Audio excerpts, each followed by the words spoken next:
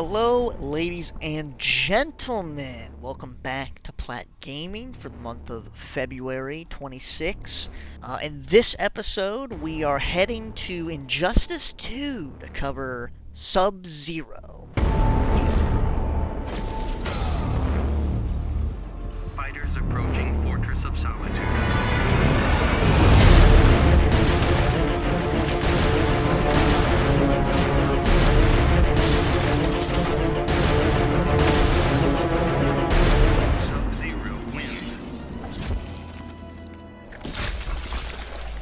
Now, this episode serves to do two things.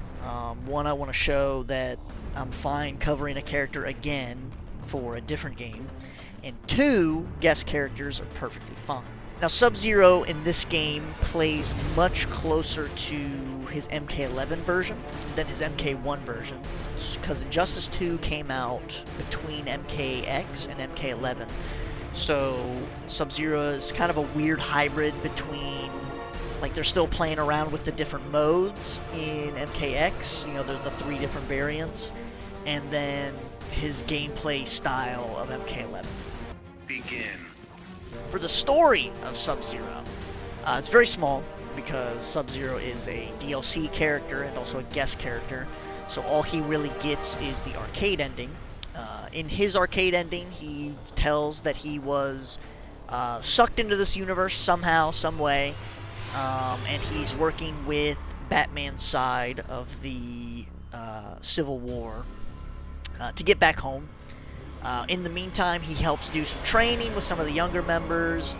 At some point, accidentally, Superman and some of his allies escape the Phantom Zone, and Sub-Zero feels he is duty-bound to help defeat them. Why he feels that way, I don't really know. This guy don't even go here, but he's willing to help out nonetheless. It's worth noting that we are firmly in MKX, MK11, Kuai Liang. Sub-Zero's a good guy. Your incompetence leaves me cold. Before we get into the special moves, I want to note that the enhanced moves work like MK11 in the sense that you can press R2 oftentimes after you do the normal move to enhance the move later, which means you can do some kind of disgusting, like, hit confirm, that kind of stuff.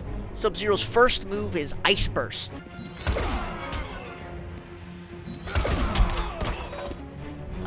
He does kind of like a little, you know, he hits his hand, and then a little, in the area around him, a little ice explosion. Yeah, on its own, it's not too impressive, but it'll be combined later with his gimmick, which I'll go over, to do something kind of cool. Again, it's not like... It kind of reminds me of Raiden's, I think it's called like Electro Spark in MK1. That little move where he like claps his hands together and does a little like electro thing. Where I, like, without the enhanced version, I don't really see the point of it. Because when Raiden enhances that move, he gets a full like combo out of it. But the base move kind of just does nothing. In this game, the Ice Burst kind of just does nothing. But when you enhance it, it does a little shoulder charge that knocks them just about full screen.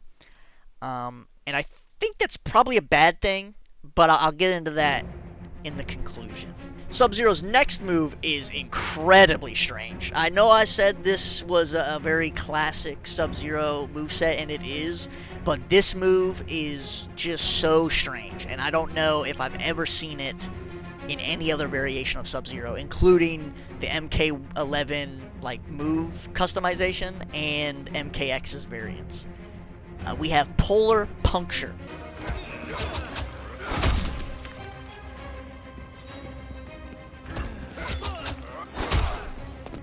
And this is a command throw. Sub-Zero in this game has a command throw, and a command throw that's actually pretty good because it can be comboed into and is pretty fast. Polar Puncture just grabs the opponent, does a couple stabs, and knocks him back. If the move is enhanced, and again, this can be enhanced by pressing R2, well, the enhanced button, depending on your platform. At any point during the throw, which is a long animation, and it can be enhanced to freeze the opponent, meaning you can extend your combos. And because this is an NRS game, command throws often work while in a juggle state.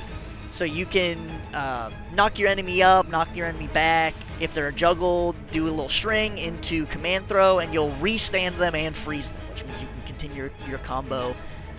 It probably doesn't reset the juggle, like the gravity scaling.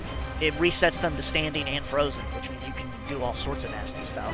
Such a strange move. I really don't know. Like, maybe I'm forgetting something. Maybe he has it in like the Tekken 3D style games, but I cannot remember any sort of version of Sub-Zero that has a command throw. Sub-Zero's next move is Ice Ball.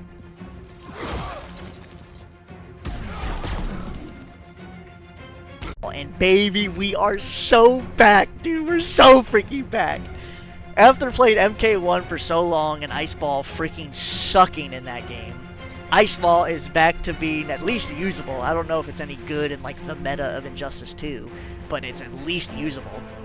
It is a little strange in the sense that if you don't meter burn it, Ice Ball is just a projectile. It's essentially just a fireball. Like, think Liu Kang's fireball, think Sub-Zero or Superman's laser eyes. Like, it's just a projectile, doesn't freeze. It only freezes when you hit the meter burn. But the Ice Ball is very fast. Its startup is low, which means you can do it mid-combo. Now, why you would choose to do Ice Ball, because you have to enhance it anyways, why you would choose to do Ice Ball over the command throw, because both accomplish the same thing. Cancel into freezing the enemy. The only thing I can think of is that Ice Ball is way easier to input, because the command throw has a weird like back forth input, which might throw some people off. But I'm so unbelievably happy that Ice Ball is back to being good. And then I realized this is an old game, and it's actually not back to being good because you freaking can't find a match in this game. But whatever. His next move is an air move, and while Sub-Zero does not have his dive kick like an MK1 or his throwing axe like an MK11, he has a frost hammer.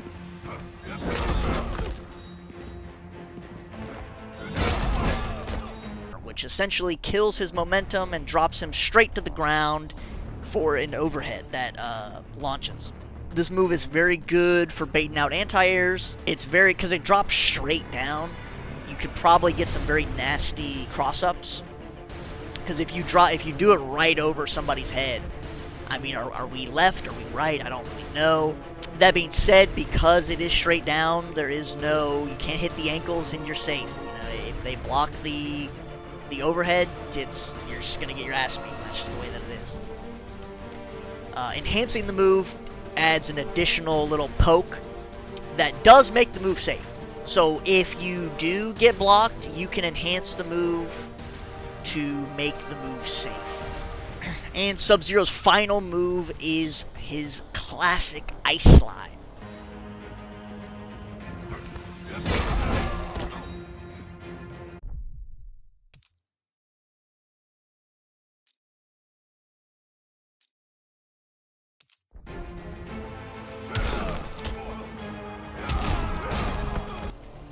Now, unlike MK1, you don't have any options of side switching or doing the normal version.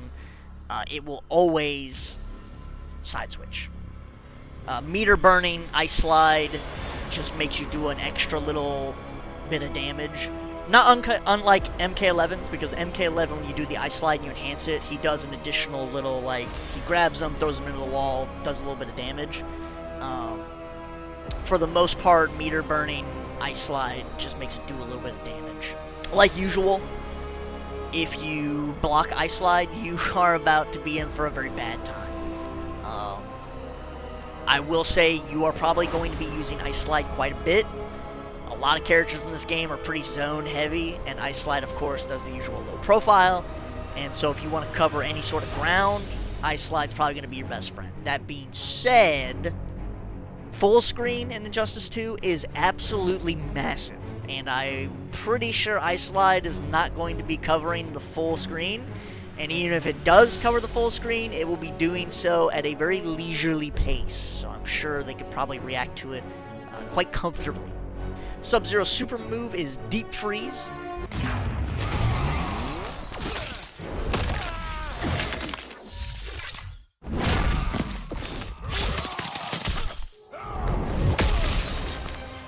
It has the very unique property of being a low, so if you condition your opponent into standing, Sub-Zero does have a lot of low normals. You might be able to sneak in a super move on block. Most of the time, just keep it safe and do it mid-combo, cancel the string into it. Most of the super moves in this game aren't terribly interesting tech-wise. Usually it's just like, if this is a low, or this counters projectiles, or this is an overhead, that kind of stuff. So, nothing too interesting here. It's just a lot of damage. It's 4 bars, quite expensive, but you do get bars in this game quite quickly. If you're doing a lot of offense, you probably won't have 4 bars. If the enemy's doing a lot of offense, you probably will have 4 bars. So think of it more of as a comeback. And then you may be asking yourself, hey, isn't there a classic Sub-Zero move that we're missing here? Something maybe akin to a Freezy clone? Well, that is Sub-Zero's gimmick. Every character in this game has a gimmick. If they press a button, they will do their gimmick. So, for example, Batman, he has the Batarangs, Superman has his laser vision, and Black Canary has her scream, her Sindel-ass scream. Sub-Zero's is his ice clone.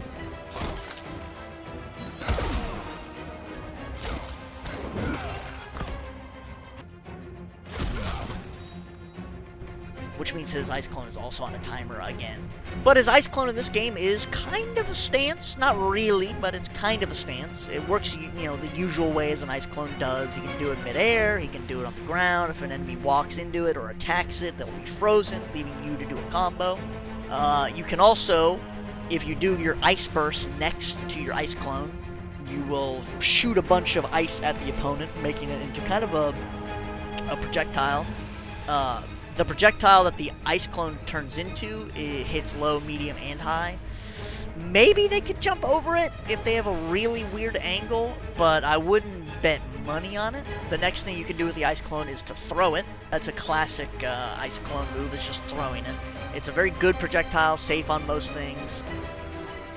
It's safe even, I think, at close range. Like, if you do it point blank, it's probably safe. You can also enhance the ice clone to create an ice clone in midair, which just gives you another thing to throw or for the enemy to catch if they try and jump over the first one. Overall, ice clone is usually a good move in Sub-Zero's arsenal, and I think this proves to be no different. Sub-Zero also has some additional special moves, like every other character in this game, but they are equipable abilities, and so I'm not including them for 2 reasons. One, I don't freaking have them, because you either get them through leveling up the character to max level, or 2, getting them through loot boxes, because Injustice 2 was released in the loot box era, which means that unless you're willing to grind for loot boxes and get them at random, you're just not going to have these. So that's cool, that's really fun. And 2, I believe, I'm not sure exactly, because maybe it's talking about different things, but rank doesn't let you use your gear. Right? Like, it keeps the cosmetics of the gear, but it gets rid of the stats that the gear provides and the abilities. Now, these are marked as abilities in the description, so I assume these count, but maybe I'm misinterpreting something. To give you a quick overview of what those skills are, there's a Barrier of Frost that replaces Ice Burst. This is essentially just another clone. He puts up a little ice wall in front of him, and it absorbs projectiles. If an enemy punches it, they get knocked back, and if it's enhanced, they get frozen. So it's basically just another ice clone. Sub-Zero has a dive kick. It's called Air Clone Kick, but it works more like Noob Saibot's in MK1, where he launches a clone out, which means that you're not going to get any sick combos off it unless you're point blank in the corner. And even then, I'm not too sure if that's true. He has Clone Charge. This works like Clone Charge from MK1. It's a mid projectile, goes across the screen, maybe eats projectiles, I'm not sure. And then enhancing that will give you a low version, sort of a sweep. Kind of like, again, like Noob Saibot. He has the low clone that he sends out for his first slide. He also has an Ice Teleport. This move's actually really good. He can teleport away from his opponent or closer.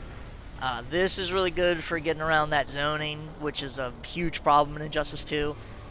But again, I don't believe it can be used in ranked. So, in an arena where you want like the best tools possible, go F yourself. So thank you, NRS. Thank you. And then his final additional ability is Ground Freeze. Think of this like his super move, where he hits low and he freezes the floor. This is just an ability version of that. Enhancing it freezes them completely. Not enhancing it is kind of like the ground freeze that he has in MK1. So again, cool idea, having all these additional moves, and you can see where this is sort of the inspiration where they took it with MK11. But because it's achievable through freaking loot boxes, means that people playing after the fact and picking the game up later, you're just toast, and you can't use these unless you get lucky. So thanks, NRS. That's really cool. Your incompetence leaves me cold.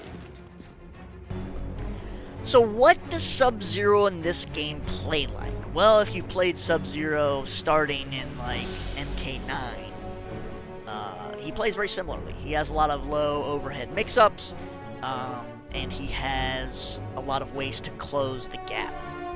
So he's not necessarily a rushdown character, because I know rushdown, I think, gives an image that he's very fast. Think like Smoke from MK11, or MK1, sorry. And Sub-Zero, I don't think, gives off the impression that he's very quick. But what he is very solid. He kind of wants to control space. He wants you to kind of operate at his speed. He wants to keep you guessing.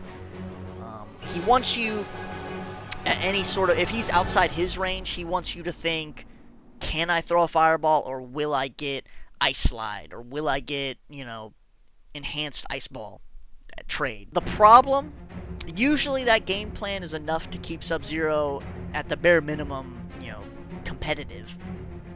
In this game, zoners have a lot of tools, and zoners very, very much control this game. I think all of the top tiers in this game are zoners.